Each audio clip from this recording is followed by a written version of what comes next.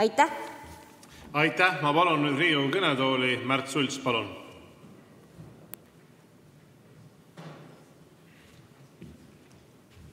Auväärt eesistuja, armsad kolleegid. Kui koolis õpetaja ei tea teemat, siis ta ütleb, ma ei tea, ja ongi kõik. Kui õpetaja 1 tunni jooksul ütleb 3 korda ma ei tea, siis ta peab ameti maha panema. Tähendab, kui õpetaja ei suuda otsustada, mis teha Jussiga või Juhaniga, kes parasjagu mingi käki kokku keeranud, siis ta peab töölt ära minema. Tähendab, kui tekib mingi kriisiolukord, et keegi kukub trepist alla, õpetaja peab kohe teadma, mitte ta ei helista tervisekaitsesse, küsib, kuule, mis siit juhtub, on natuke jalg läks viltu 2 nädalat, ootab vastust, 3 nädalat selline, kui inimene sureb ära. Nüüd 3 punkti, ma palun taarat, et jumala pärast sihukest asja ei juhtuks. Ütleme, kui minister Kruuset Aafrikas ammustab lõgismadu näiteks, salvab. Ja siis ta helistab Eestisse ja ütleb, mis ma nüüd teen. Helista tervisekaitsesse, siis vaatame, mis sealt saab.